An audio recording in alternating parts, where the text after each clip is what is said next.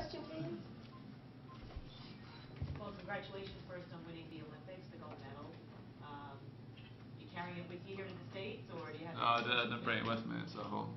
I'm sorry? I didn't bring it with me. It's at home. Any special place at home that you keep it? No, well, I mean, I left pretty much the day after the final, so no, I didn't have time to put it anywhere special yet, but I will do when I get home. Yeah, did you feel reaching the finals at Wimbledon and winning the Olympics has lifted some sort of burden from you? I mean, I don't know. I mean, it was obviously winning the Olympics was the biggest one in my career. That's for sure. It meant a lot to me. The Wimbledon final. I mean, that was the first time I'd been there. I was happy with the way I played there. It was obviously disappointing and a tough one to take for a few days afterwards. But I don't know. I mean, I feel confident in myself just now, and that's what's important. Do you feel more confident coming into this than you ever have before? No, I get asked that before every slam. Am I best prepared? Am I more confident? Always. You need to. You never know what's going to happen when you get out there on the court. I prepared well. I trained hard the last 5-6 days, so I'm ready to go. But the momentum you get from Wimbledon to the Olympics, is that something that you can carry with you, particularly? I don't know. I mean, a week in sport can be quite a long time, and it's been, a number of weeks since Wimbledon and a number of weeks since the Olympics as well. So I don't know. I mean, I'm still. I mean, the one thing it has given me is a bit more confidence, probably.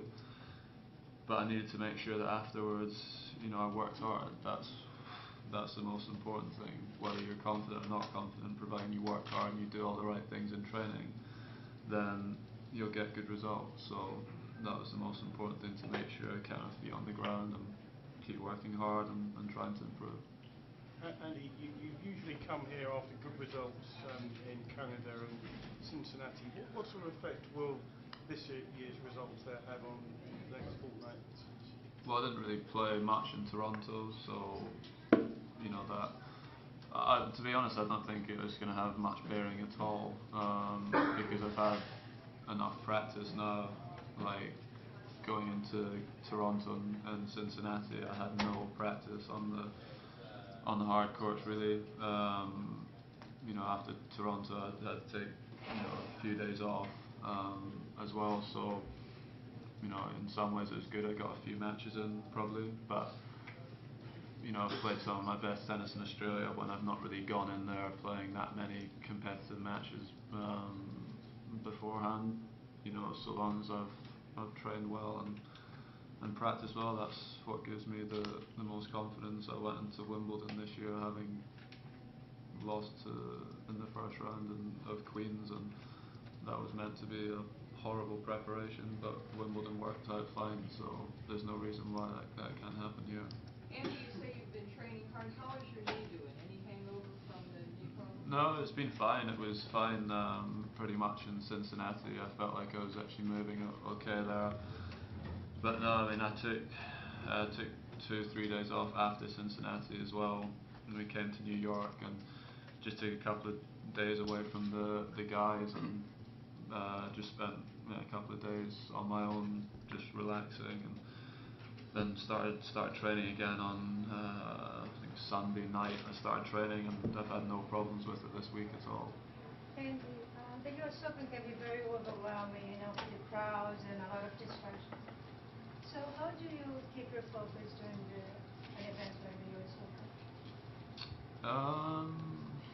I mean, no, it can be challenging. It is very different to a lot of the Grand Slam, well, the other Grand Slams.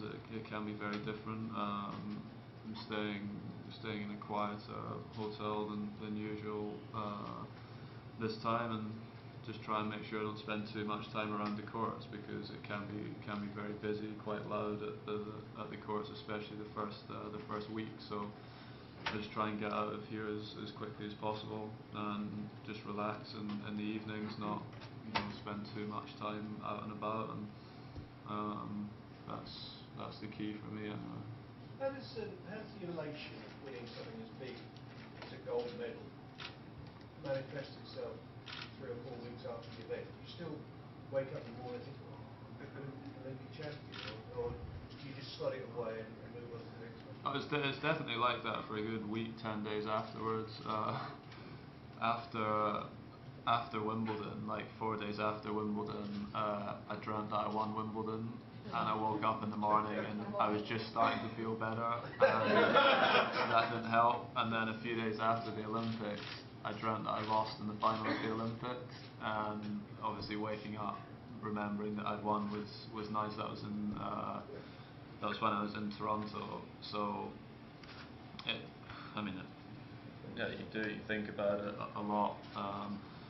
But the thing with tennis, I think especially, is because we have tournaments and things to look forward to in the not too distant future. Once you start getting on the match court again, you start to never forget about it. But that feeling is a bit different. You're nervous going into matches and preparing for events, and that takes your mind off what happened a few weeks ago.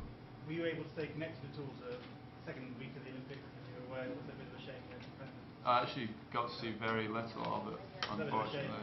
Yeah, I would have liked to have stayed and watched some of the other sports, and just not just to have been at home, to have been around my friends and family. Obviously, after a week like that would have been nice, but wasn't to be, and I didn't really get to see that much the second week. A lot has been written over the years about having the hopes of a nation on your shoulders from the league. Here in this country, the perception is we don't have anybody put any hopes in. And are there any men on the American side who you think have a shot at actually winning the hardware this year?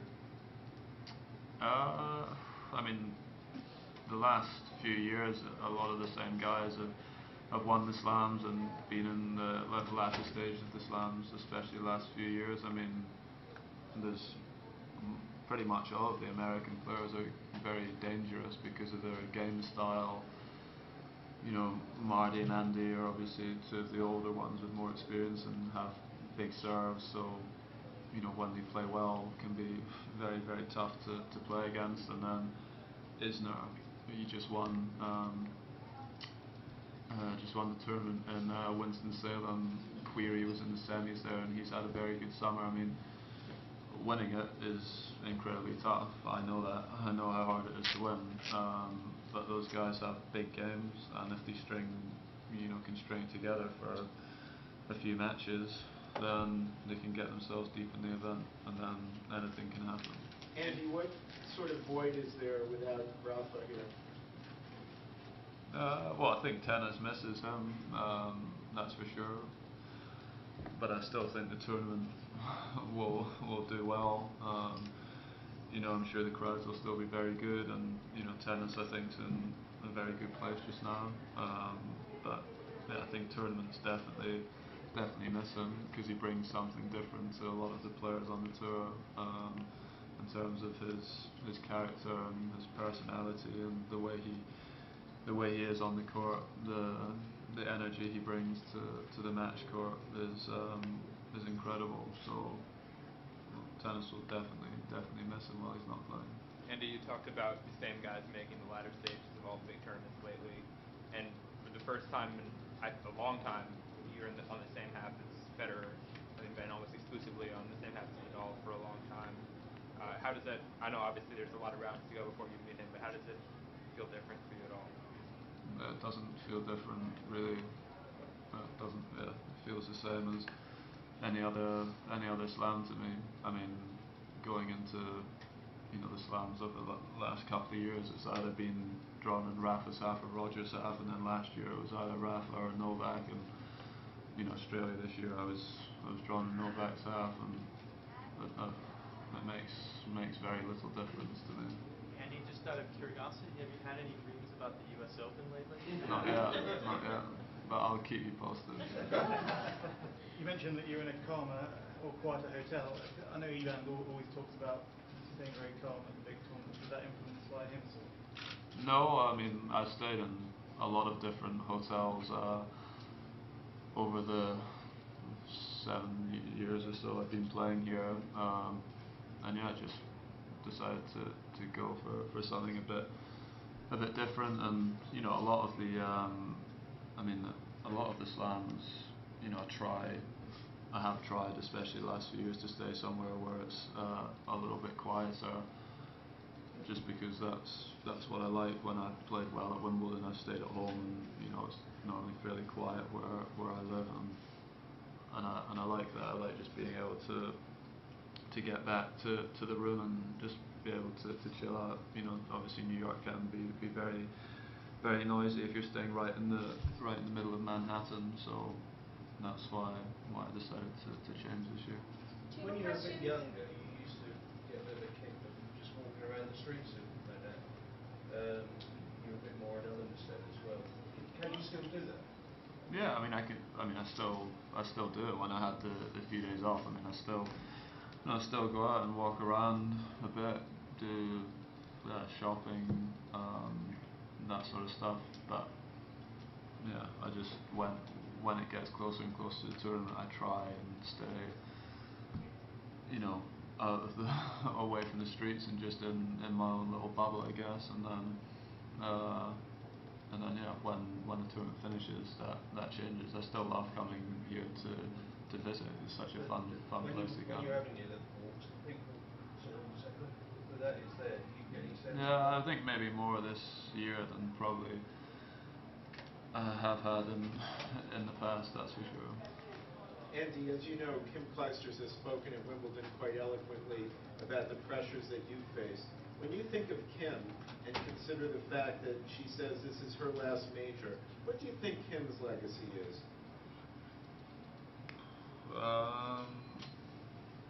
Well, it depends how you're at. I mean, as a person, which is often is much more important than the tennis. I mean, she's a lovely person. I mean, I don't know her incredibly well, but every time I've seen her or been around her, she's been a lot of fun, very polite.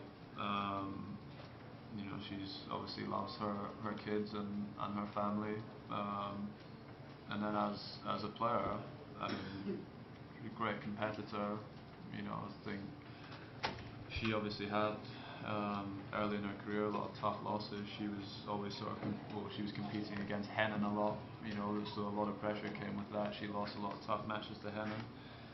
And then she managed to turn that around and to do what she did after taking such a long break from the game and come back and win a slam or a couple of slams was pretty incredible to do what she's done. I'm sure she'll be remembered as one of the best players to have played over the last 15-20 years, and also one of the best people. Okay, thank you very much.